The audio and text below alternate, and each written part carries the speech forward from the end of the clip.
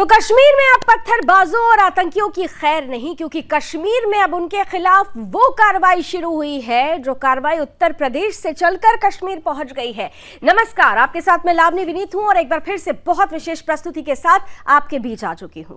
जम्मू से लेकर कश्मीर तक बाबा का बुलडोजर गरज रहा है। बाबा का या फिर अब मोदी का बुलडोजर गरज रहा है, क्योंकि जिस तरीके से जम्मू कश्मीर की आबो हवा में अलगाववाद की, आतंकवाद की, पत्थरबाज की हवा चल रही थी, धारा 370 के खात्मे के बाद से इन सभी को रोकने में बड़ी सफलता हाथ लगी। कुछ चुनौतियां हालांकि अब भी सामने हैं। उन चुनौतियों पर पार पाने के लिए सरकार निरंतर कोशिश कर रही है, निरंतर काम चल रहा है और अब उन अवैध अतिक्रमण पर, उन अवैध संपत्तियों पर बुलडोजर चल रहा है जो खास तौर से कश्मीरी पंडितों का, कश्मीरी हिंदुओं का हक हुआ करती थी। उनके हक और हुकूक को छीनकर जिस तरह से अलगाववादियों ने, आतंकवादियों ने, पत्थरबाजों ने अपनी हवेलियां खड़ी की, अब उन्हीं हवेलियों पर चल रहा है बुलडोजर।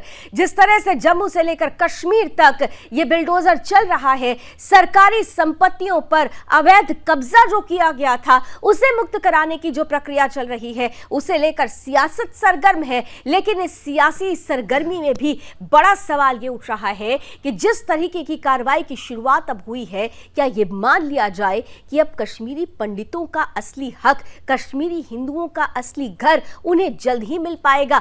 जिस तरीके से उनका घर उनसे छीना गया था, जिनके द्वारा छीना गया था, अब उन पर यह कार्रवाई करके क्या वाकई कश्मीरी हिंदुओं को उनका सच्चा अधिकार मिल पाएगा? आज इसी पर करेंगे बड़े सवाल। हमारे साथ जुड़ेंगे कुछ ही देर में कुछ खास अतिथि, लेकिन आइए सबसे पहले देख लीजिए वो रिपोर्ट जो बता रही है कि अब खैर नहीं आतंकियों की, अब खैर नहीं पत्थरबाजों की, क्योंकि कश्मीर के पत्थरबाजों पर चल रहा है मोदी का बुलडोजर।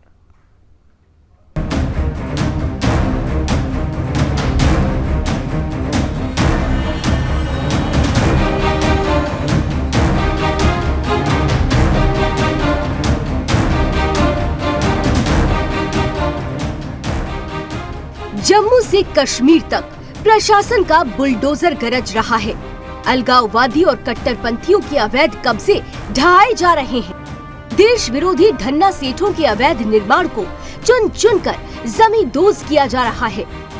प्रशासन के बुलडोजर वाले एक्शन से उस कुनबे में बौखलाहट है जो कहता था कि सरकार किसी की भी हो, सिस्टम तो हमारा है। अफसोस ये अब मुमकिन न रहा। अब सरकार भी संविधान के मुताबिक है और सिस्टम भी संविधान के अनुसार ही चल रहा है। सिस्टम जम्मू कश्मीर को अब अवैध अतिक्रमण से मुक्त करा रहा है ताकि घाटी फिर से खुली हवा में सांस ले सके, फिर से केसर की क्यारियों में लाशों की मंडी न लगे, ताकि फिर से कोई कश्मीर की छाती पर भारत मुर्दाबाद के नारे न लगा सके। कश्मीर अब स्वतंत्र हो रहा है राजनीतिक अराजकता से, देश विरोधी सोच से और आतंक की फैक्ट्री से। शासन से प्रशासन तक, सेना से सुरक्षा बलों तक सभी शिव शंकर की कल्याणी घाटी को मुक्त कराने की जद्दोजहद में है। जहां एक और सेना आतंक पर बंदूकों से वार कर रही है, तो वहीं आतंक के आकाओं पर प्रशासन का डंडा चल रहा है। राजनीतिक दल भले ही बुलडोजरिया कार्रवाई पर जनता के बीच भ्रम फैलाने की कोशिश कर रहे हों, लेकिन प्रशासन ने साफ कर दिया है कि लोगों को परेशान होने की जरूरत नहीं है, क्योंकि सिर्फ उन्हीं निर्माणों पर एक्शन होगा जो अवैध है। और यही तरीका है जिससे कश्मीर से भगाए गए हिंदुओं को उनका आशियाना मिल सकता है, क्योंकि इन्हीं लोगों ने भाईचारा का लबादा ओढ़े हुए कश्मीरी हिंदुओं की जमीनों को हड़प लिया था। हेमंत श्रीवास्तव के साथ ब्यूरो रिपोर्ट, सुदर्शन न्यूज।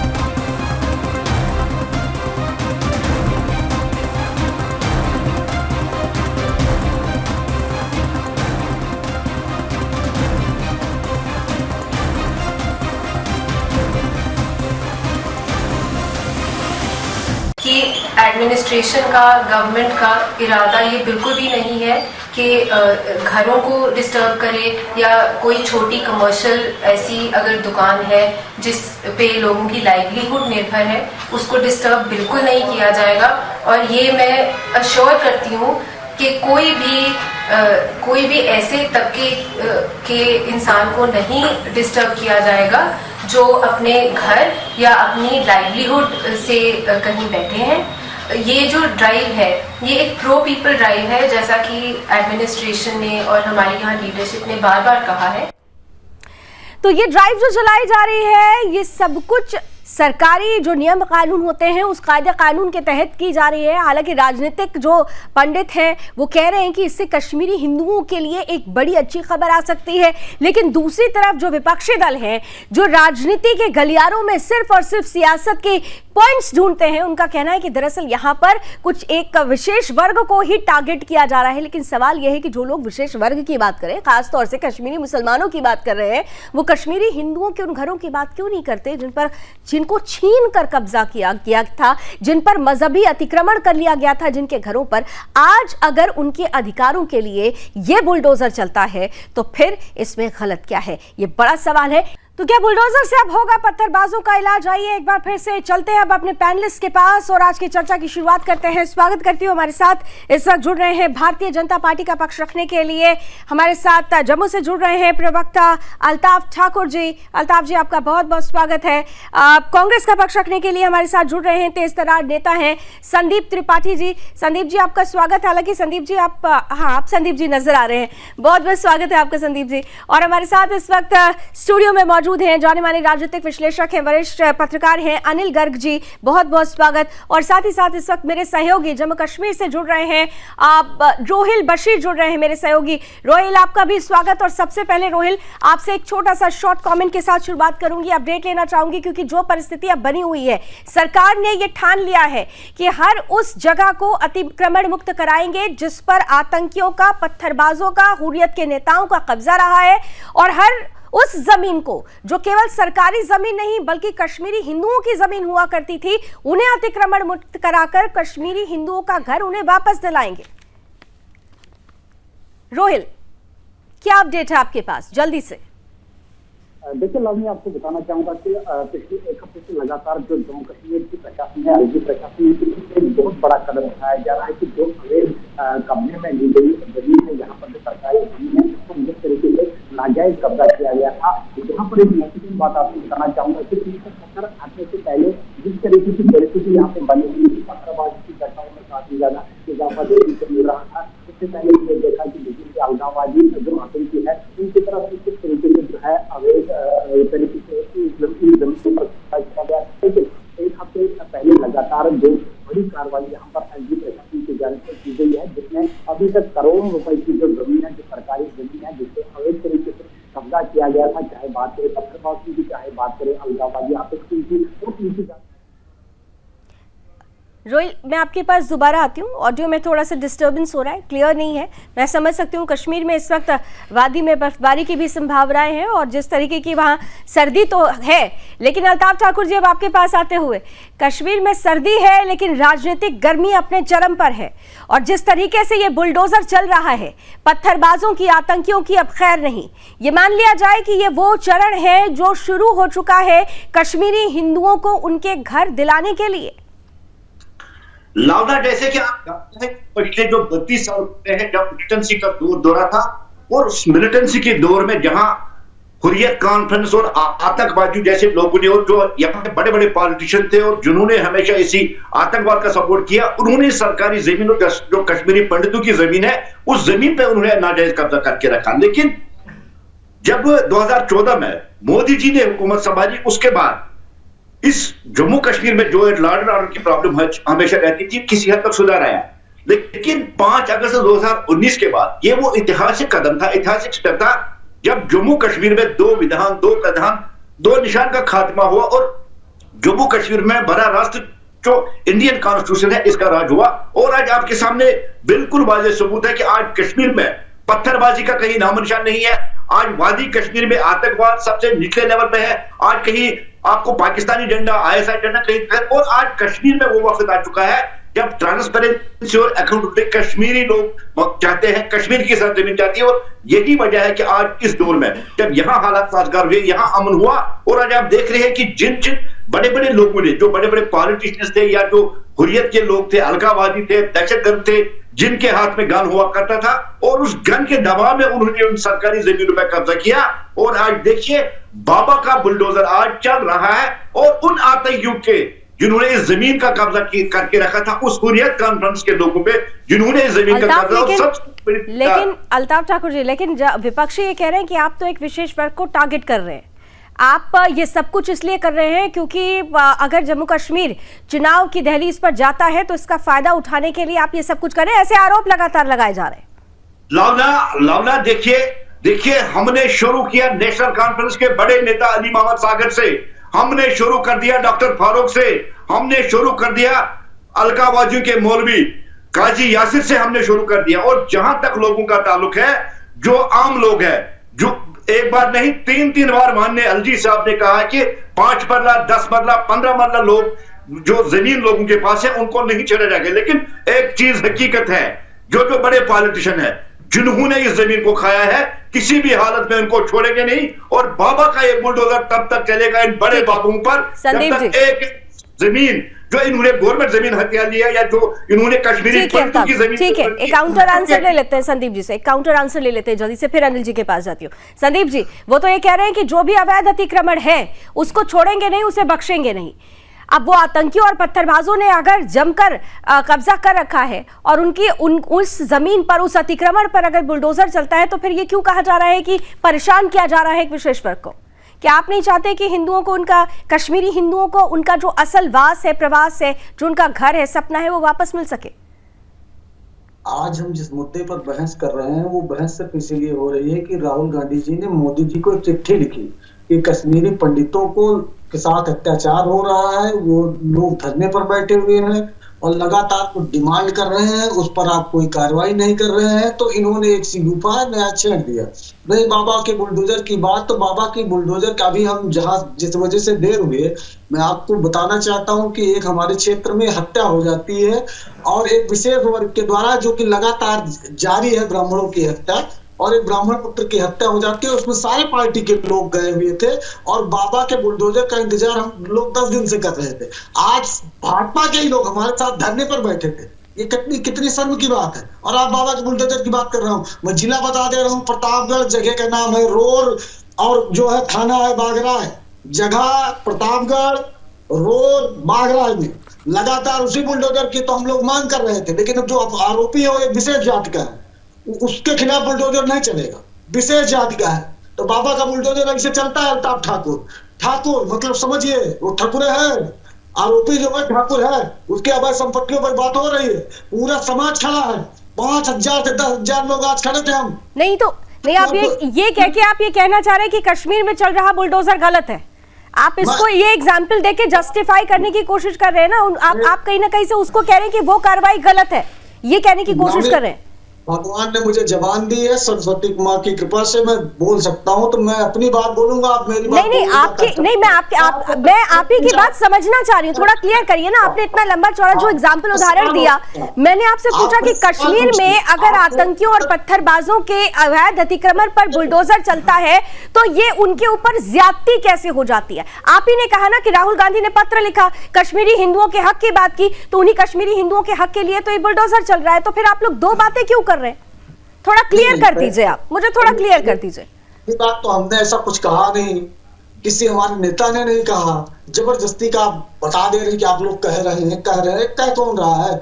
मैं ये कह रहा हूँ कि अगर आप वहां पर कोई कार्रवाई कर रहे हैं, अतिक्रमण के खिलाफ कार्रवाई कर रहे हैं, बिल्कुल करिए, आपको अधिकार है।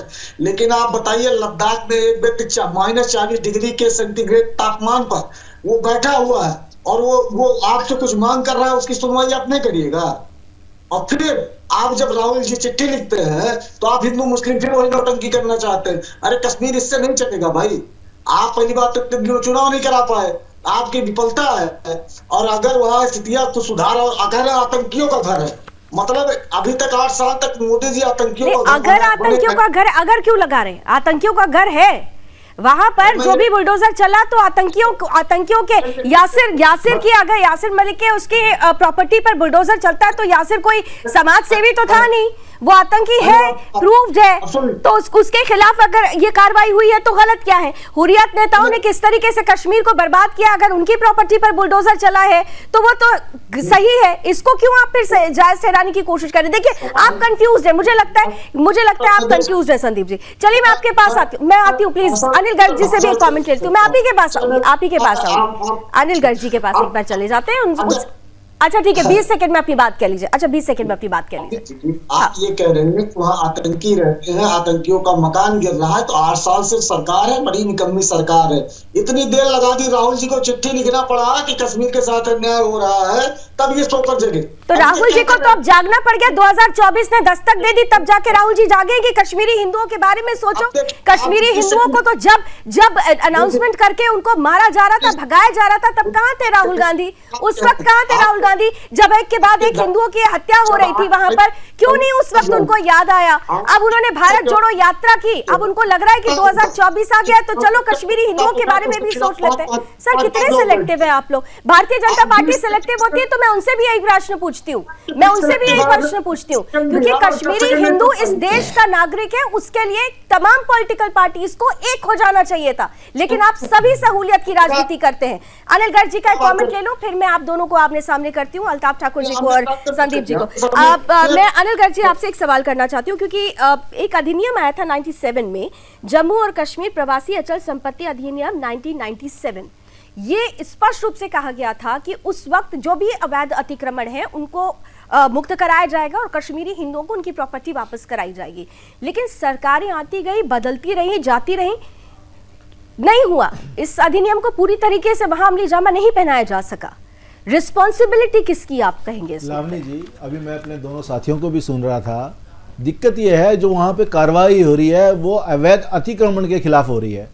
अब अवैध अतिक्रमण करने वालों का वर्गीकरण क्यों किया जा रहा है, ये मेरे को समझ से बाहर है। Exactly. मैं ये पूछना चाहता हूं जिनके खिलाफ कार्रवाई हुई है, क्या उन्होंने अतिक्रमण किया था या नहीं किया? सवाल इस पे आना चाहिए। अगर नहीं किया था और कार्रवाई हो रही है तो गलत है, लेकिन इस पे कोई चर्चा नहीं हो रही है। अपराधी हैं, किसके हैं, कौन से हैं, वो हमारा अपराधी था, हमारा जानने वाला था, आपके वाले पे नहीं हुई, इस पे चर्चा हो रही है। चर्चा ये पहले होनी चाहिए कि जिस पे अभी कार्रवाई हुई है वो सचमुच उसने अतिक्रमण किया था तो उस पर कार्रवाई हुई, इसका स्वागत करना चाहिए, चाहे वो पॉलिटिकल पार्टी हो, चाहे सोशल रिफॉर्म करने वाली कोई एनजीओ। लेकिन कुछ लोग उसका विरोध कर रहे हैं। सवाल ये है जो विरोध करना है, क्या उनकी हिस्सेदारी है क्या उस अतिक्रमण में, या उनके कुछ लगते हैं कोई रिश्तेदारी है उस अतिक्रमण में? आप ये देखिए, ये एक शुरुआत हो चुकी है। अभी जो ये चर्चा कर रहे थे, जब धारा 370 हटी 2019 में, तो आप समझ ले जम्मू कश्मीर को रिफॉर्म होने का एक रास्ता जो था वो फास्ट ट्रैक पे खुल गया। जिस अधिनियम की आप चर्चा करना चाह रहे थे अभी 97 की, उसमें स्पष्ट था कि जो आतंकवाद परचम सीमा पे था उसके बाद जो प्रॉपर्टी ट्रांसफर हुई है उनकी लीगलिटी को भी चेक किया जाएगा। वो दबाव से ले ली गई हैं, मार धमका के ले ली गई हैं, जबरदस्ती ले ली गई हैं, उनको झूठे कागज बना लिए गए हैं, या आपने कोई कोड़ियों को दाम पे करोड़ों की चीज खरीद ली, उन सब की भी। लेकिन उस पर भी कार्रवाई, कोई ठोस कार्रवाई अभी तक नहीं हुई। लेकिन मैं मान के चलता हूं जो आज जम्मू कश्मीर में हो रहा है, कश्मीर के 3 जिलों में हुआ, जम्मू के 3 जिलों में हो रहा है, ये एक ट्रेलर है। इसकी जो फिल्म, जिस विधेयक की आप चर्चा कर रही हैं, जिस कानून की आप चर्चा कर रही हैं, इसकी फिल्म उसके रूप में सामने आएगी जब श्रीनगर और कश्मीर के बाकी घाटी के जिलों में सारी प्रॉपर्टियां चेक होंगी और एक एक बुला के कश्मीरी पंडितों को उसकी प्रॉपर्टी वापस की जाएगी। यानी साउथ कश्मीर की तरफ अगर आप टारगेट करने की कोशिश कर रहे हैं। रोहिल आपके पास आते हुए जल्दी से बताइएगा, क्योंकि अनिल गर्ग जी कह रहे हैं कि यह अभी सिर्फ ट्रेलर है, पिक्चर तो असल तब होगी जब असल घाटी में जाकर उन अतिक्रमणों को हटाया जाएगा जो असल में कश्मीरी हिंदुओं का घर हुआ करता था, जिस पर जबरन कब्जा किया गया। पड़ोसियों ने ही कब्जा कर लिया, साथ साथ बचपन से बड़े हुए, लेकिन बाद में किस तरह से कब्जा किया, असल में वहां से पिक्चर की शुरुआत होगी। रोहिल जल्दी से कमेंट।